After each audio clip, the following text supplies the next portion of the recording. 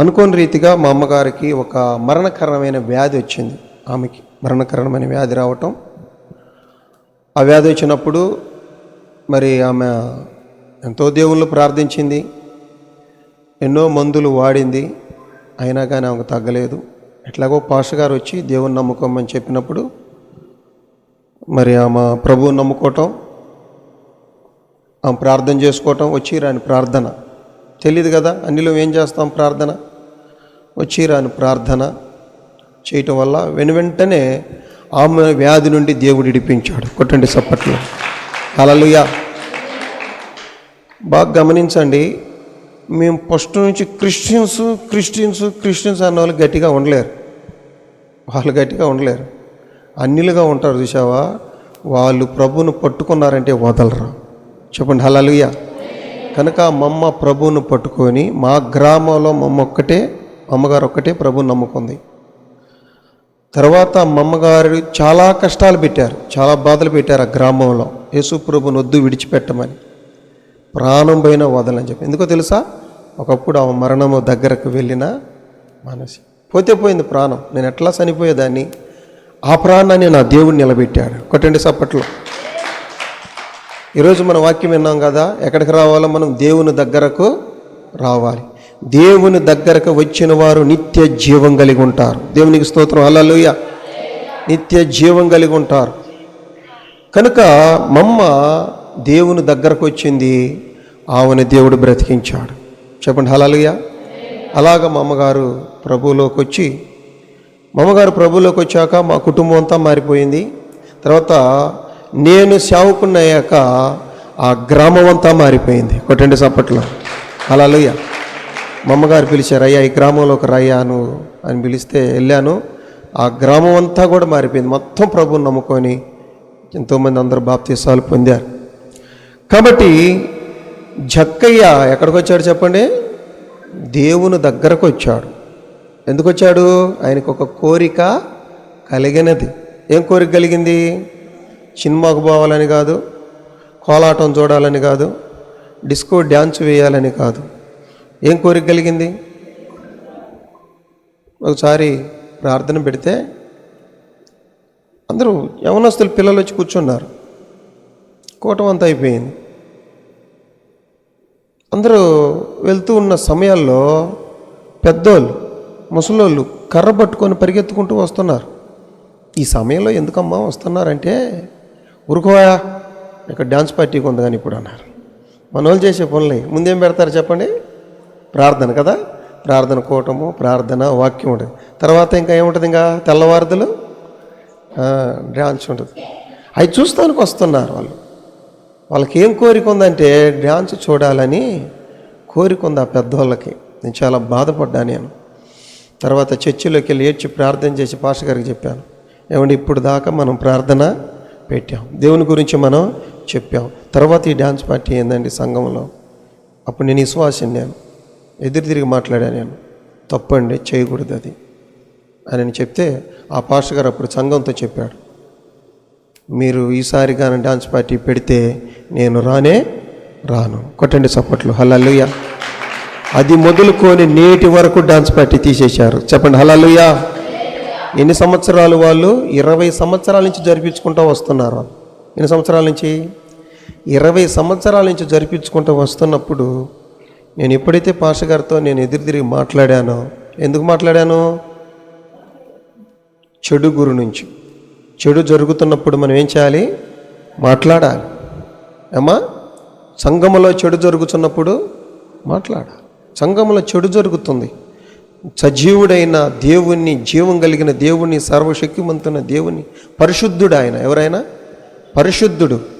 బైబిల్లో ఆయన సవాల్ చేశారు, నాలో ఏమన్నా పాపం ఉందేమో స్థాపించండి అని సవాల్ చేస్తే అలనాడు వాళ్ళు ఎవరో కూడా ఆయన్ని చూపించలేకపోయారు. నువ్వు పాపివి అని ఎవరో నిరూపించలేకపోయారు. చెప్పండి హల్లెలూయా.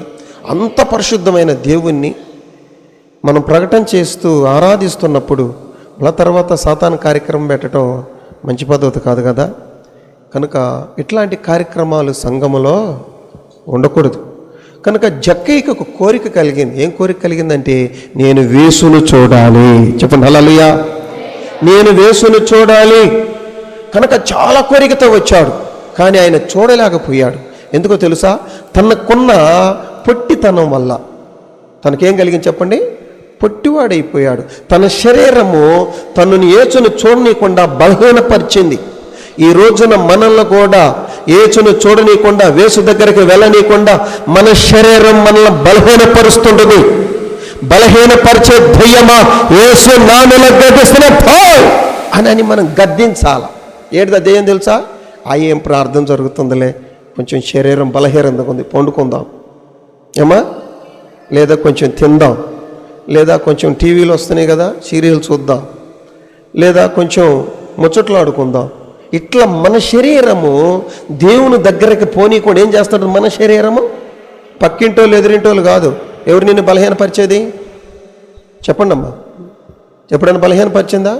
పరిచి ఉంటాయి. నన్ను ఎన్నోసార్లు బలహీనపరిచిని. నేను చర్చికి వెళ్ళేటప్పుడు ఏం పోతావులే అని రాత్రి అంతా పని చేసేవాడిని, నైట్ డ్యూటీ చేసేవాడిని, రాత్రి అంతా నేను పని చేసేవాడిని, వండుకుండేవాడిని. ఆదివారం ఆరాధన జరుగుతుంది, వచ్చి అంటుంది శరీరం అంటుంది, పడుకో, రాత్రి అంతా పని చేసావుగా, పడుకో. ఏం వెళ్ళకపోతే ఒకరోజు ఆదివారం అడిగిపోతే పాస్టర్ ఎక్కడ పోతే చర్చ ఎక్కడ పోద్ది అని అంటే అలాగే అలాగే అంట పండుకున్నా. నేను దుప్పుడు ముసుకేసుకుని తెల్లవార్తలు పనిచేసి నేను తర్వాత పాస్టర్ గారు వచ్చి మా ఇద్దరికి పోటీ, ఎవరు ముందు చర్చికి వెళ్తారా అని పోటీలు పెట్టుకొని వెళ్ళేవారు.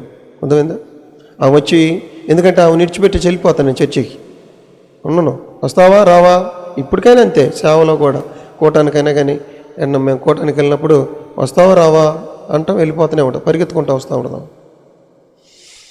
ఈసారి ఏం దొరికింది? ఆమెకు దొరికింది ఛాన్స్. చప్పలు కూడా స్తోత్రం చెప్పండి. నా మీద కక్ష తీర్చుకోవడానికి ఆమెకు దొరికింది. ఇప్పుడు ఆమె వచ్చేటది, ఏమంటే వస్తారా ఒకటోసారి, వస్తారా రెండోసారి, వస్తారా మూడోసారి అని వెళ్ళిపోయింది. ఇక నేను నిద్రపోతా ఉన్నాను.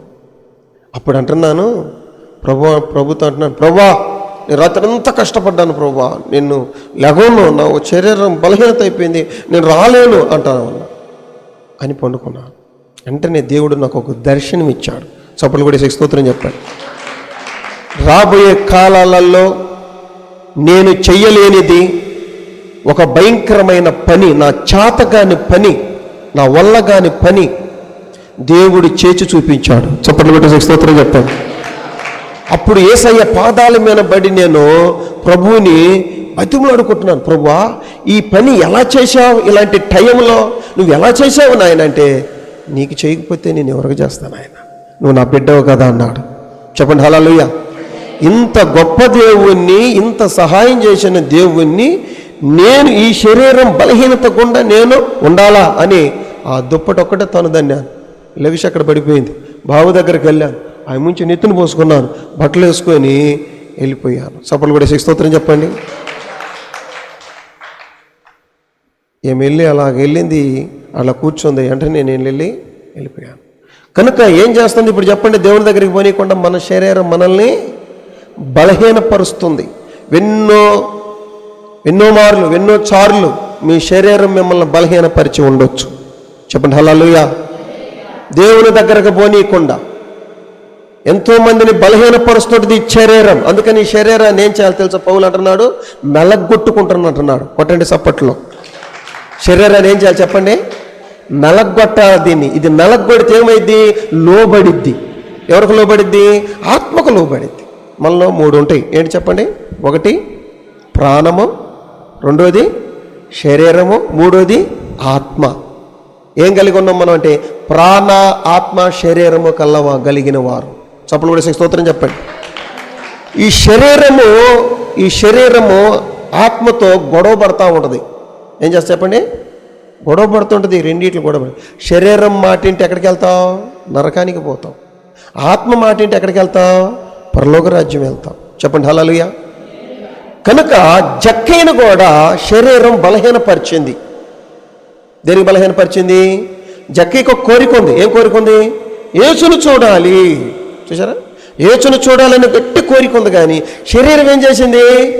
బలహీనపరిచింది. ఇప్పుడు ఏం చేశాడో తెలుసా? దేవుని జ్ఞానాన్ని వాడాడు. చప్పట్లు కూడా స్తోత్రం చెప్పండి. తెలివి ఉండాలి ఏమ్మా, జ్ఞానం ఉండాలి మనకి. జ్ఞానం ఉంటే ఏదైనా మనం చేయగలుగుతాం. రాలేనండి, మా వల్ల కాదండి, కుదరదండి, అస్సలు కుదరదు. నీకు తెలివి ఉంటే ఏదైనా చేయగలుగుతాం. 1,00,000 రూపాయలు చంద్రబాబు నాయుడు గారు ఇస్తున్నారు మీకు అడ్డే, ఏదో ఒక తెలివి వెళ్తారు వెళ్ళరాడికి, ఏదో ఒక తెలివి ఉపయోగిస్తారు. ఏమి లేకపోయినా, వాహనాలు లేకపోయినా, దారి లేకపోయినా, తీసుకెళ్ళే లేకపోయినా, చీకటైనా, ఇబ్బంది అయినా కానీ 1,00,000 వస్తానంటే ఏం చేస్తాం మనం? ఏదో ఒక తెలివి ఉపయోగించి మనం అక్కడికి చేరుకుంటాం. కనుక నువ్వు యేసు దగ్గరికి రావాలంటే నువ్వు ఎలాగైనా రావచ్చు. చప్పట్లు కూడా స్తోత్రం చెప్పండి. కనుక తన శరీరాన్ని తన బలహీనపరిచిన, పొట్టిగా ఉన్న జక్కయ్య తన శరీరం తన బలహీనపరిచిన యేసును చూడాలన్న ఒక కోరికతో ఏం చేశాడు చెప్పండి? వెంటనే చెట్టును కోరుకున్నాడు. చెప్పండి హల్లెలూయా. ఇంకా చెట్టు కన్నా హైట్ ఉన్న వాళ్ళు ఎవరైనా ఉన్నారా? ఇప్పుడు మనము వచ్చే కొంది ఆవశ్యకాలం తగ్గిపోయింది, హైటు తగ్గారు.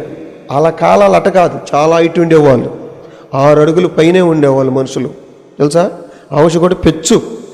అప్పుడు కాలాల్లో ఎన్ని సంవత్సరాలు బతికారు? 900. మెతుషాల ఎన్ని సంవత్సరాలు బతికాడు? 969 8 చూడండి ఎన్ని సంవత్సరాలు బతికాడు. మరి ఇప్పుడు ఎన్ని సంవత్సరాలు? యేసుక్రీస్తు తర్వాత అక్కడి నుంచి ఒక మాట రాశాడు. ఎన్ని సంవత్సరాలు తెలుసా?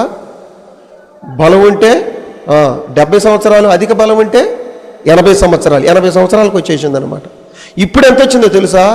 50 సంవత్సరాలు బతికితే కష్టం అనిపిస్తుంది. చప్పలు కూడా స్తోత్రం చెప్పండి. హైటు తగ్గిపోయారు, ఆయుష్ తగ్గిపోయింది. కానీ ఆ కాలాల్లో ఎక్కువ కాలం బ్రతికేవారు, చాలా హైట్ ఉండేవాళ్ళు వాళ్ళు. కనుక ప్రేమైన ప్రజలారా, ఈ హైట్కి ఈ జక్కయ్య యేసుని చూడలేకపోయాడు. కనుక ఇప్పుడు ఏం కోరుకున్నాడు అంటే చెట్టును కోరుకున్నాడు. చెట్టు కన్నంగా హైట్ ఉండే మనిషి ఎవరో కూడా లేరు. చెప్పండి హల్లెలూయా. కనుక చెట్టు ఎక్కినప్పుడు యేసు ప్రభు నేరుగా చెట్టు కిందకు వచ్చేసి ఆయన వైపు చూశాడు. ఎందుకో తెలుసా? యేసును చూడాలని కోరిక ఆయన కొంద కనుక. చెప్పండి కూడా స్తోత్రం చెప్పండి. నీకు కూడా దేవుణ్ణి చూడాలనే కోరిక నీకు ఉంటే తప్పక దేవుడు నీ వైపు చూసును కాక. ఆమేన్ చెప్పండి హల్లెలూయా. నువ్వు యేసును చూడాలనే కోరిక నీకు ఉంటే నీ వైపు యేసు చూసును గాక. ఆయన చూచాడా? ఆయన చూపు పడిందా?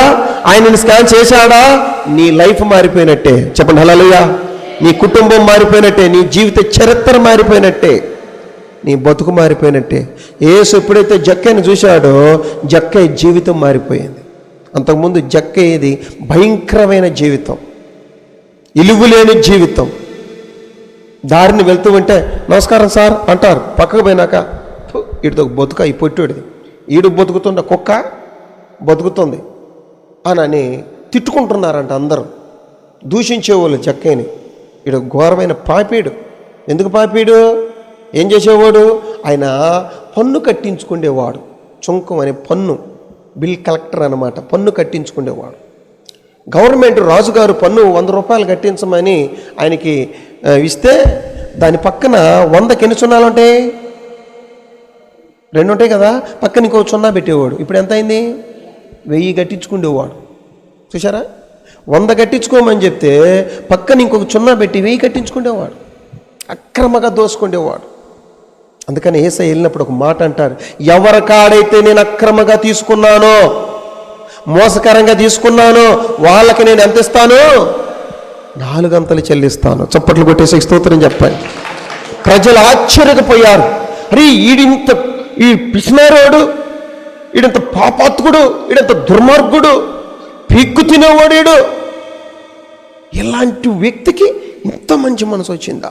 జక్కయ్యని అందరూ పొగిడారు. చెప్పండి హల్లెలూయా. ఆ పొగడత ఎవరి ద్వారాగా వచ్చింది? యేసు ద్వారాగా వచ్చింది. జక్కయ్యని అందరూ పొగుడుతూ ఉన్నారు జక్కయ్యని. ఆ పొగడత ఎలా వచ్చింది చెప్పండి? యేసు ద్వారాగా. ఒకసారి గాడిదకి చాలా చక్కగా గాడిదని ప్రేమిస్తూ ఉన్నారు. ఎలా ప్రేమిస్తున్నారంటే వాళ్ళ ఒంటి మీద ఉన్న బట్టలు తీసుకొచ్చి రోడ్డు పొడవును ఏం చేస్తున్నారు? త్రోవపారన పరుస్తూ ఉన్నారు. గాడిద నేల మీద నడవకూడదని. చప్పట్లు కూడా స్తోత్రం చెప్పండి. చెప్పండి హల్లెలూయా. గాడిద నేల మీద నడిస్తే మట్టి అయిద్దామో గాడిదకి ఇల్లు ఉండదా? ఏం గాడిద? అడ్డగాడిద, పనికిరాని గాడిద. మన పిల్లల్ని తిట్టేది ఇదే. మరే పనికిమాల గాడిదా, మరే అడ్డగాడిదా. గాడిదను బాగా అంటూ ఉంటాం మనం. ఇలాంటి పనికిమాల గాడిదకి ఏమేస్తున్నారు? తన బట్టలు పరుస్తూ ఉన్నారు. చప్పలు కూడా స్తోత్రం చెప్పండి. ఆ గాడిదకి అంత ఘనత ఎక్కడి నుంచి వచ్చిందంటే పైన వేసి ఉన్నాడు. చెప్పండి హల్లెలూయా, చెప్పండి హల్లెలూయా. ఒకప్పుడు రోడ్ల పక్కన మట్టిలో, చెత్తలో, దుమ్ములో పండుకున్న మేము ఈ రోజున వస్తూ ఉంటే ఏమేస్తున్నారు చెప్పండి? కుర్చీలు వేస్తున్నారు, సోఫాలు వేస్తున్నారు. ఏమ్మా ఈరోజు మనం ఏంది చక్కగా మీకు ఏమేసారు చెప్పండి? అయ్యగారు మ్యాట్ చేసుకొచ్చేసారు. ఎట్టొచ్చింది ఘనత అంటే మీ మీద యేసయ్యను చూసి, మనల్ని చూసి కాదు, మన గొప్పదానం చూసి కాదు. ఏమ్మా మనల్ని చూసి కాదు, ఎవరిని చూసి మరి? మనమే చూసి. ఈ రోజున ఎమ్మెల్యే గారు వచ్చినా, కలెక్టర్ గారు వచ్చినా, మంత్రి గారు వచ్చినా కానీ పాస్టర్ గారికి ఏం చేయాలా? వందనాలండి అని చెప్పాలా, తల వంచి ప్రార్థన చేయించుకోవాలి. మా కాడికి ఎమ్మెల్యే గారు వచ్చి మా చర్చికి వచ్చి తల వంచి మా కొరకు ప్రార్థన చేయండి అయ్యగారు అన్నారు. ఎమ్మెల్యే గారు వచ్చి ఎవరిని చూసేది? మన గొప్పతనం చూసా? మన బతుకెంత, మనమెంత? మన మీనున్న యేసయ్య. చెప్పండి హల్లెలూయా. ఎందుకో తెలుసా? యేసుని చూడాలని కోరిక కలిగినప్పుడు, ఆయన నీలోకి వచ్చినప్పుడు నీ స్థాయి ఏం చేస్తుంది? పెరిగిపోతుంది, మారిపోతుంది. నీ స్థాయి మారిపోతుంది. జక్కయ్య పాపాత్ముడు, దుర్మార్గుడు, దుష్టుడు, పనికిరానివాడు, దూషించబడేవాడు, అంత భయంకరుడు ఈ రోజున ఘనపరచబడుతూ ఉన్నాడు. ఎవరున్నారంటే తనలోకి యేసయ్య, తన కుటుంబంలోకి యేసయ్య వచ్చాడు. చెప్పండి హల్లెలూయా. కనుక తను చూస్తమే కాదు, తన వెంట ఇంటికి కూడా వెళ్ళాడు. ఇంటికి వెళ్ళగానే ఏం జరిగింది? తన కుటుంబానికి రక్షణ వచ్చింది. ఈ రోజున మనొక్కరం రక్షణ పొందితే చాలు. ఏమా మనొక్కరం పరలోక రాజ్యం పోతే చాలు. మరి మిగతా వాళ్ళ పరిస్థితి ఏంది? కుటుంబం పరిస్థితి ఏంది? భర్త ఆడు తాగుబోతాడు అన్నయ్య, ఆడు రాడు అంటే నువ్వే చెప్పేస్తున్నావు. అంటే నీకు విశ్వాసం లేదు. ఆడెట్టొస్తాడు మరి చర్చికి? నీకేముండాలా? నమ్ముట నీ వలనైతే, విశ్వాసం ఉంచితే, కొండెళ్ళి వాక్యాలు మన తెలియని అన్నీ తెలుసు కదా మనకి. ఏమన్నా చదవట్లా? అని మనకు తెలిసిన వాక్యాలే కదా. ఎంత విశ్వాసం ఉంచాలా? విశ్వాసం ఉంచితే అదే బైబిల్లో రాసిన మాట. ఏమ్మా ఒక కొండ అంత విశ్వాసం, లేదా బాండ అంత విశ్వాసం అంత చెప్పాడమ్మా మనల్ని. ఆవా గింజ చాలు. ఆవా గింజ ఎక్కడ, కొండ ఎక్కడ? కొట్టండి చప్పట్లో. ఈ దేశపోయి బయట చెప్పి కొండలు చెబితే వాళ్ళు అంటారు ఈ కొండను పోని అంటారు. కొండ అంటే సమస్యలు, కొండలాంటి బాధల సమస్య. కొండ పెద్ద భారం. చెప్పండి హల్లెలూయా. మొయ్యలేని భారం. అందుకే నీ భారం ఎవరి మీద మోపాలా? యెహోవా మీద. నువ్వు మొయ్యి, మాకు గుడ్లు బయటకు వచ్చేస్తావు. నీ భారం దేవుని మీద మోపాలా. చెప్పండి హల్లెలూయా. అందుకే భారం మోసుకొని పోవుచున్న సమస్త జనులారా, లోకంలో చాలా భారాలు ఉన్నాయి. చాలా భారాలు, అప్పుల భారాలు, కుటుంబ భారాలు, రోగం అనే భారాలు, శరీర భారం. శరీరాన్ని మోయలేని వాళ్ళు ఎంతమంది ఉన్నారు కదమ్మా? మన శరీరాన్ని మనమే మోసుకోలేము ఈ రోజుల్లో. మరి మీరు చూసారో చూడలేదు, ఈ లోక సంబంధమైన ఫుడ్ తిని వాళ్ళ శరీరమే వాళ్ళకి చాలా బరువుగా మారిపోతుంది. దాని కొరకు ఎంత బాధపడుతున్నారో తెలుసా? కనుక భారం మోసుకొని పోతున్న సమస్త జనులారా ఎక్కడికి రావాలి? నా యొద్దకు రండి. మీకేం చేస్తాను? విశ్రాంతి. కొట్టండి చప్పట్లో. కాబట్టి జక్కయ్య బాగుపడతాం కారణం ఏంటంటే దేవుని దగ్గరకు వచ్చాడు. చెప్పండి హల్లెలూయా. కనుక జక్కయ్య జీవితం మారిపోయింది, లైఫ్ మారిపోయింది. మా కుటుంబం చాలా భయంకరమైన కుటుంబం. దొంగల ప్రాంతాల్లో నివసించే వాళ్ళం. నన్ను తీసుకెళ్ళి మంగళగిరి జైల్లో పెట్టారు వారం రోజులు. చిన్నపిల్లోడు ఇప్పుడే ఖైదీలా ఉండేవాడిని, దొంగల గోండాల చిన్నపిల్లప్పుడే. అలాంటి డ్రెస్ వేసుకొని, అలాంటి ప్యాంట్ వేసుకొని అట్లా ఉంటే తీసుకెళ్ళి మంగళగిరి జైల్లో పెట్టారు. అర్థమైందా? కాబట్టి యేసుక్రీస్తు దగ్గరకు మా కుటుంబం ఎప్పుడైతే వచ్చిందో మా కుటుంబం మారిపోయింది. చెప్పండి హల్లెలూయా. మా దరిద్రత పోయింది, మా శాపాలు పోయినాయి. మా తాతగారు చేసిన పాపాలకి మా కుటుంబంలో ఉన్న మా బాబాయిలు మొత్తం చచ్చిపోయారు. అత్తలు బాబాయిలు మొత్తం చచ్చిపోయారు. చిన్న వయసులోనే చచ్చిపోయారు. ఎందుకో తెలుసా? వాళ్ళు చేసిన పాపాలు పిల్లల మీదకి వస్తాయి. బైబిల్లో రాసి ఉంది, తల్లిదండ్రులు చేసిన పాపాలు బిడ్డల మీదకి వస్తాయి. ఆ పాపాలను తొలగించడానికే యేసుక్రీస్తు కలవరి శిలువలో ప్రాణము పెట్టాడు. చెప్పండి హల్లెలూయా. ఆ రక్తంలో ఎవరైతే కడగబడతారో ఎన్ని తరాల నుంచి వచ్చిన శాపాలైనా కానీ తీసివేయబడును గాక. ఆమేన్ చెప్పండి హల్లెలూయా. ఎన్ని తరాల నుంచి నిన్ను పీడిస్తున్న శాపాలు, పాపాలు, అపరాధాలు, శాతబడి శక్తులు, దురాత్మ శక్తులు నీ కుటుంబాన్ని పట్టి పీడిస్తున్నాయేమో, యేసు రక్తములో కొట్టివేయబడును గాక, యేసు రక్తములో దూరపరచబడును గాక. ఆమేన్ చెప్పండి హల్లెలూయా. కాబట్టి మనకి దేవుడు యేసు రక్తం ఇచ్చాడు వాటిని జయించటానికి. ఆ రక్తంలో కడగబడకపోతే ఆ తాతలు చేసిన పాపాలతో పోతాం అంతటితోటి గుంటలోకి. ఆ పాపాలతో పోయి ఆ గుంటలోంచి ఆ నరకంలోకి వెళ్ళిపోతాం. అర్థమైందా? కనుక ఆ పాపాలు పోవటానికి దేవుడు ఒకటి ఇచ్చాడు, అదే యేసు రక్తం అనే మందు. సభలు కూడా స్తోత్రం చెప్పండి. పాట ఉంది కదా, యేసు రక్తమే నీ పాపానికి మందు అనే పాట ఉందిలే, ఇప్పుడు పాడుకోవటానికి సమయం లేదు ఏమ్మా. కాబట్టి యేసు రక్తం అనేది ఉంది, నువ్వు దాన్ని వాడుకోకపోతే, నీ కుటుంబంలో వాడుకోకపోతే నీ కుటుంబం నరకానికి వెళ్ళిపోద్ది. శాపగ్రస్తులు ఆ శాపం, ఆ పాపాలు, అపరాధాలు అలాగే ఉండిపోతాయి. వాటిని విడిపించడానికే ఆయన యవ్వన కాలంలో మన కొరకు ఆఖరి రక్తబొట్టు వరకు కార్చాడు. ఎంత కార్చాడు? ఏమన్నా దాచుకున్నాడా? లేదు, ఆఖరి రక్తబొట్టు వరకు కార్చాడు అమ్మా. కాబట్టి జక్కయ్య జీవితం ఎలా బాగుపడింది? దేవుని దగ్గరకు రాబట్టి. సినిమాకు పోతే బాగుపడలేదు, తిరునాళ్ళకు పోతే బాగుపడలేదు, డాన్స్ పార్టీలకు పోతే బాగుపడలేదు, ఎక్కడికెక్కడికో పోతే బాగుపడలేదు. అక్కడికి పోతే దరిద్రాలు, శాపాలు, ఇంకా పాపం ఎమ్మడే పాపం వస్తూ ఉండదు. కనుక నువ్వు దేవుని దగ్గరకు వస్తే బాగుపడతావు. తర్వాత గ్రామంలో ప్రతి ఒక్కరు కూడా దూషించడం, చీ, చా, కుక్క, పనికిరాని దానా అని దూషించారు ఒక ఆమెని. ఎవరామా? ఆమె పేరు సమరయ స్త్రీ. అర్థమైందా? తలెత్తుకొని తిరగలేని వ్యక్తి. అందుకని ఉదయకాల సమయంలో నీళ్ళకు వస్తారు, సాయంకాల సమయంలో నీళ్ళకు వస్తారు. ఎప్పుడు వచ్చింది? మధ్యాహ్నకాల సమయంలో ఎందుకు వచ్చింది అంటే అప్పుడు ఎవరు మనుషులు ఉండరు. ఎంత ఘోరమైన మనిషి చూడండి, ఎంత పాపాత్మురాలో చూడండి ఆమె. కనుక మధ్యాహ్నకాల సమయంలో వచ్చిన వ్యక్తి ఎవరిని చూసింది? యేసు ప్రభుని చూసింది. కొట్టండి సప్పట్లో. యేసు ప్రభును చూసింది, యేసు ప్రభు మాట వినింది, తన జీవితం మారిపోయింది. తన మాత్రమే కాదు, తన గ్రామాన్ని కూడా మార్చుకుంది. జక్కయ్య మారటమే కాదు, జక్కయ్య కుటుంబాన్ని కూడా మార్చుకున్నాడు. మనం మారటం కాదు, 90 సంవత్సరాలు వచ్చినా మనం ఒక్కలమే రావటం కాదు చర్చికి, మన కుటుంబం కూడా రావాలి. చేతులెత్తి చెప్పండి హల్లెలూయా.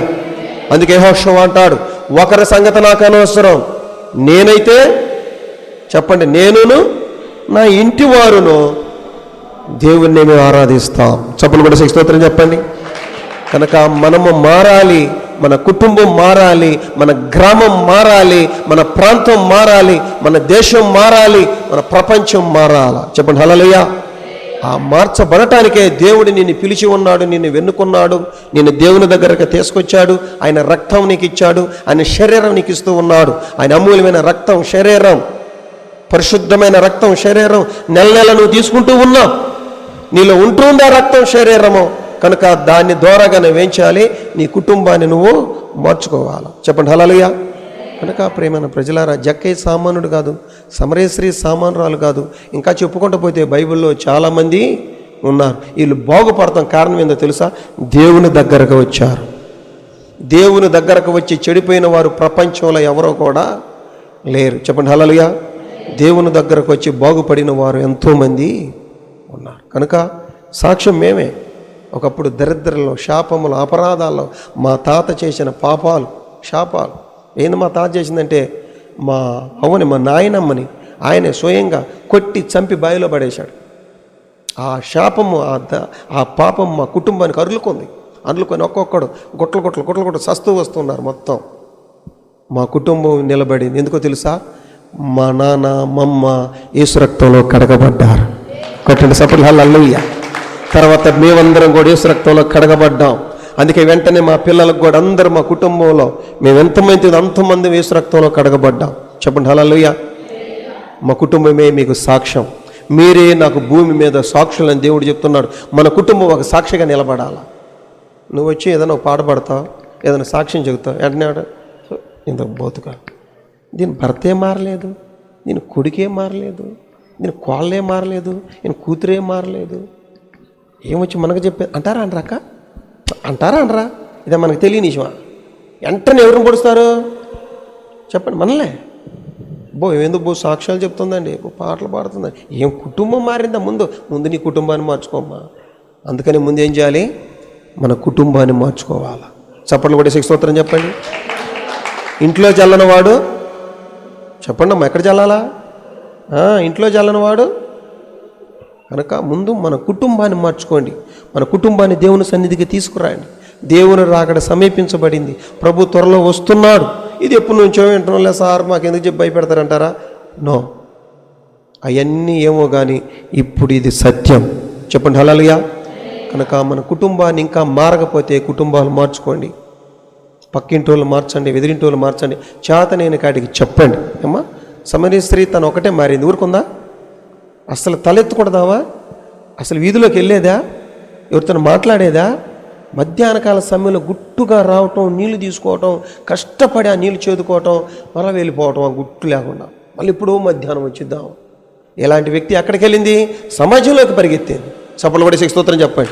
చెప్తుందా, నన్ను మార్చిన వాడు మెస్సయ్య కాడా, నన్ను మార్చింది యేసు కాడా, క్రీస్తు కాదా, రండి చూద్దురు. చెప్పండి హల్లెలూయా. వాళ్ళు వచ్చి చెప్తున్నారు, నువ్వు చెప్పిన దానికల్లా సూచన ఇంకా చాలా గొప్పగా ఉంది. సాక్ష్యం చెప్పాలి. మన్నడతో మన సాక్ష్యం అంతమైపోకూడదు. మన సాక్ష్యం మన్నడతో పోకూడదు. ఇతరులకు మన సాక్ష్యాన్ని పంచాలా. మీరే భూమి మీద దేవునికి సాక్షులు. సాక్ష్యం లేదే పరలోక రాజ్యం లేదు. చెప్పండి హల్లెలూయా. దేవుడి గురించి చెప్పండి. సాక్ష్యం చాలా ప్రాముఖ్యమైనది. సాక్ష్యం కలిగి ఉండాలి. ప్రార్థన చేసుకోవాలి, మందిరానికి రావాలి, ప్రార్థన చేసుకోవాలి, సాక్ష్యం కలిగి ఉండాలి, సాక్ష్యం చెప్పాలి. చాలా ప్రాముఖ్యమైంది సాక్ష్యము. సాక్ష్యంలో చాలా శక్తి ఉంది. చెప్పండి హల్లెలూయా. కనుక ఈ రాత్రికాల సమయంలో మరి చక్కని వాక్యము దైవజనురాలు గుర్తు చేశారు. మంచి వాక్యాన్ని ఏమా. కనుక జక్కయ్య మారాడు కదా.